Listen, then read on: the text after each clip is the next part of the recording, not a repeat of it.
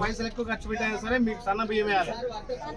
కుప్పలు తినే బువ్వ మన పేదోళ్ళు కూడా తినాలని చెప్పి సన్న బియ్యం మన ప్రభుత్వం, మన ముఖ్యమంత్రి రేవంత్ రెడ్డి గారు ఇస్తున్నారు. జగన్మోహన్ రెడ్డి గారు కలిసి సన్న బియ్యం ఇస్తున్నారు. ప్రతి నెల సన్న బియ్యం వస్తాయి మీకు. అమ్ముకోవద్దు, మీ మంచిగా తినాలి.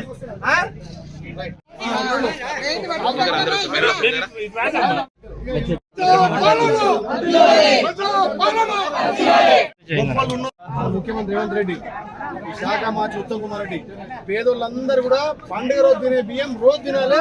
పేదోళ్ళ ఇంట్లో రోజు పండగ కావాలని చెప్పి సన్న బియ్యం ఇస్తున్నాం. రైట్, తప్పకుండా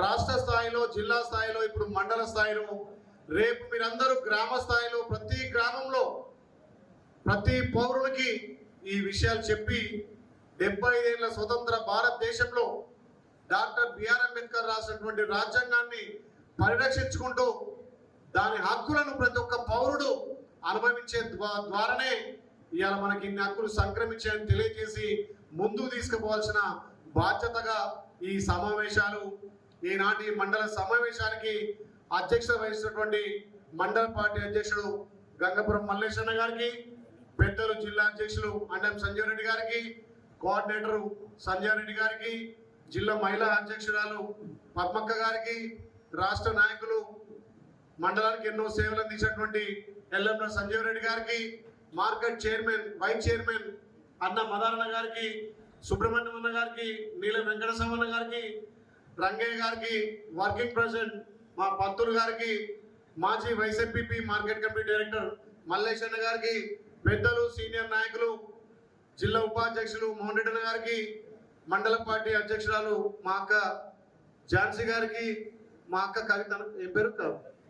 కవితక్క గారికి, మాధవి గారికి, అదేవిధంగా వేదిక మీదటువంటి మండల నాయకులకు, నిన్న మొన్ననే కొత్తగా ఏర్పడినటువంటి గ్రామ శాఖ అధ్యక్షులకు, వేదిక ఉన్నటువంటి జిల్లా మండల నాయకులకు, ముఖ్యంగా మా మీడియా మిత్రులకు ప్రత్యేకంగా ధన్యవాదాలు తెలియజేస్తున్నాం.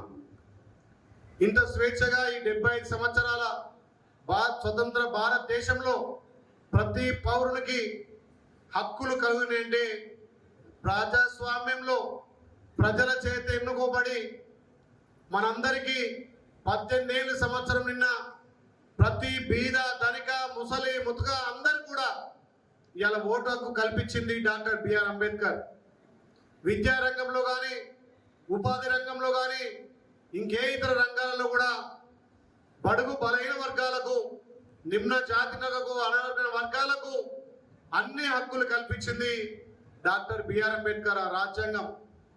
గతంలో ధనికులకే ఓటు హక్కు ఉండే, భూస్వాములకే ఓటు హక్కు ఉండే, కానీ మన భారతదేశంలో స్వతంత్రం వచ్చిన తర్వాత డాక్టర్ బిఆర్ అంబేద్కర్ గారి రాసినటువంటి రాజ్యాంగం, దానిలో ఉన్నటువంటి ప్రతి ఫలం 18 ఏళ్ళు నిన్నటువంటి ప్రతి ఒక్కరికి ఓటు హక్కు ఎట్లా ఇచ్చిందో అదేవిధంగా రిజర్వేషన్ల ప్రక్రియ కానీ, ఉద్యోగ ఉపాధి కాలంలో కూడా ఆ రాజ్యాంగం కల్పించిన హక్కులే.